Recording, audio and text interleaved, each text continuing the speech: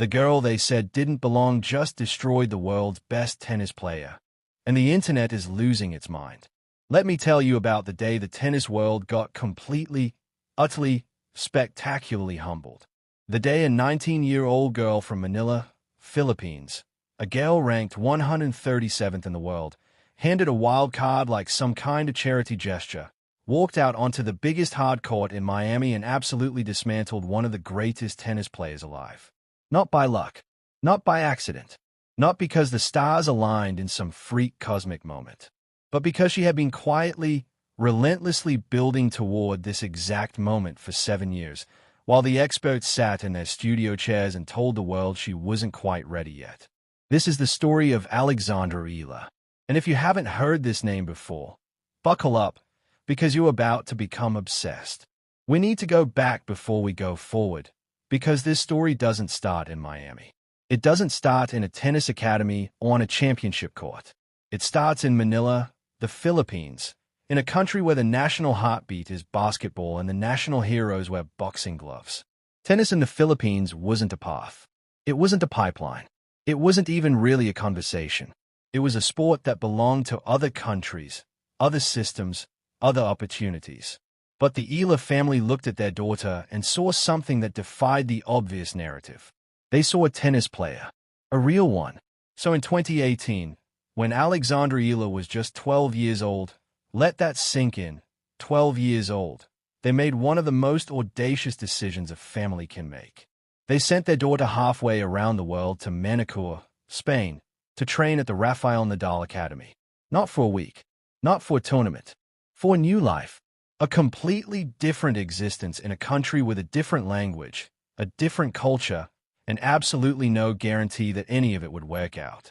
While kids high age were worrying about birthday parties and school lunches, little Alex was waking up every morning in Spain and getting to work, grinding on the practice courts among some of the most gifted young tennis players on the planet, learning through losses, building through repetition, becoming something exceptional in the shadows, far away from the spotlight, far away from home. The homesickness must have been real. The self-doubt must have crept in. The moments of wondering whether the sacrifice was actually worth it, those moments had to exist. Because that's what the journey actually looks like when you strip away the highlight reel. It's lonely mornings and hard losses and lessons that don't feel like lessons until years later. But Alex kept going. Day after day, year after year, she kept going. Because she wasn't just chasing a ranking. She was chasing something that no one from her country had ever touched before. And in 2022, the world got its first real look at what all that sacrifice was building toward. At just 16 years old, Alexandra Ila won the US Open Junior Championship, one of the most prestigious titles in junior tennis. A statement so loud it could not be ignored. The tennis world paused, took notice, nodded its head in acknowledgement. A star was rising, and the Rafa Nadal Academy had produced something genuinely extraordinary. But here's where the story gets complicated, because in professional tennis, a junior title is a door opening, not a destination. The real climb, the brutal, unforgiving, mathematically ruthless climb of the WTA, was just beginning. And as Alex worked her way through the professional circuit, the recognition came slowly. Too slowly for some fans. Too slowly considering what they could see happening on the court. She was developing. She was growing. She was improving in ways that don't always show up immediately in a ranking number. But rankings were all some people wanted to look at. By the time the draw for the 2025 Miami Open was announced, Alex Ila was ranked 137th in the world. The Miami Open is a WTA 1000 event, the biggest stage in women's tennis outside of the 4 Grand Slams. The draw is stacked with champions, veterans, and top seeds who have spent years fighting for every inch of turf at this level. And here came Alex Ila, handed a wild card entry. Not even a ranking spot, a wild card. An invitation, a calculated bet by tournament organizers that this 19-year-old from the Philippines might be worth watching. And even that, in some quarters, was being treated like a generous gift rather than a justified opportunity. Every win would be louder than the last. And sitting at the end of that potential path, the biggest names in the sport, one after another. But let us focus on the Pliskova dimension for a moment, because it deserves its full weight. Karolina Pliskova is not a player to be dismissed. Not even close. She is one of the most decorated players of her generation, a former world number one who has finals at Wimbledon and the US Open on her resume. She possesses one of the most powerful serves in the history of women's tennis, a weapon so reliable and so massive that it can win matches almost by itself on the right surface and the right day. On grass, on hard courts, in conditions that suit her aggressive, flat ball game, she is genuinely dangerous even now. Nobody who understands tennis would walk into a match against Karolina Pliskova and feel completely comfortable. She has too much talent, too much experience, and too much firepower for that. But here's the unavoidable truth. Pliskova is competing in Madrid on a special ranking, meaning she is not where she once was in the world rankings and is using a protected entry to compete in the main draw. Tennis 365, the version of Karolina Pliskova that was ranked number one in the world and terrorizing opponents across every surface, is not the version that arrives in Madrid in 2026. She is fighting her way back. She is trying to rediscover the levels that made her one of the most feared competitors on tour. There's nothing wrong with that. Comeback stories are some of the most powerful in sport. But timing matters. And the timing of drawing a Nadal-trained, Spain-raised, clay-hungry 20-year-old in the first round of a WTA 1000 on red dirt.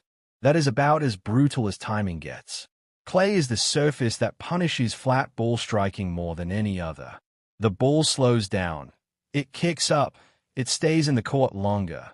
And every rally becomes a test of patience, physicality, and tactical discipline. These are the exact qualities that the Nadal philosophy is built upon. Long rallies on clay are Ila's territory. Extended exchanges where the ball gets heavy and the legs start burning and the mental pressure builds point by point. That is where her training pays off. Pliskova needs short, sharp points. She needs to land big serves and take the ball early and finish things quickly before the surface has time to work against her. She needs everything to happen fast.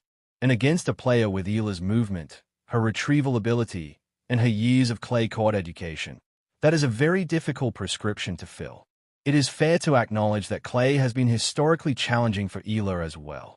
She carries a career win percentage below 40% on the surface and has faced early exits in 7 consecutive clay tournaments dating back through 2024 and into 2026, including a first-round loss in Stuttgart just weeks before Madrid.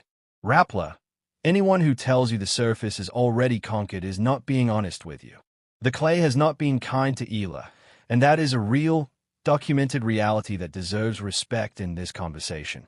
The whole story of Madrid for her is about whether the Tony Nadal preparation, the home conditions, the emotional connection to this place, and the accumulated improvements in her movement and court sense are finally enough to flip the clay narrative. That is the question. And the answer plays out on court, not in a YouTube video. But here's what we can say with absolute certainty. Of all the tournaments on the clay swing, of all the cities in Europe, of all the draws that could have emerged from this particular bracket, the alignment of circumstances that Ila now finds herself in at the 2026 Madrid Open is as favorable as it has ever been. She is not just playing tennis. She is playing tennis in the city she grew up in as an athlete, carrying the philosophical DNA of the man who built the most dominant clay court record in history, guided by the legendary coach who made that record possible, facing opponents who, while enormously talented, have significant question marks heading into this week. The stars have aligned in a way that rarely happens in sport. The student of the king of clay, returning to the king's kingdom, armed with the king's own wisdom. That is the story of Alex Ila in Madrid 2026.